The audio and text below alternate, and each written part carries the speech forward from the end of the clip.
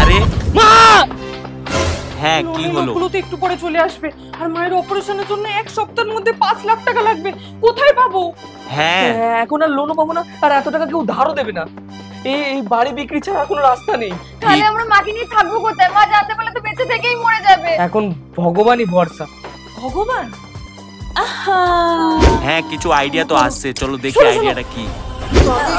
আরে বাবা, তুমি আমাকে স্বপ্ন দিয়েছো যে তুমি মাটি ফেরে বেরোচ্ছ। আরে বাপ রে। বম ভোলে! ভীষণ জাগ্রত, তোরা এতদিন পর খোঁজ পেলি। মন্দির বানা সবাই। বম ভোলে! বাবা আমার সব আশা পূরণ করো। বাবা এবার যেন আমরা সন্তানের মুখ দেখতে পাই। অনেক টাকা পাওয়া যাবে। আরে মায়ের অপারেশন হয়েও তোরা 3 লাখ টাকা বেঁচে যাবে। চলো সবাই ঘুরতে যাবো। না, এই টাকা দিয়ে মন্দিরও হবে, আর বাকি টাকা গরিবদেরকে দান করা হবে। ভিডিওটাকে লাইক করো আর চ্যানেলটাকে সাবস্ক্রাইব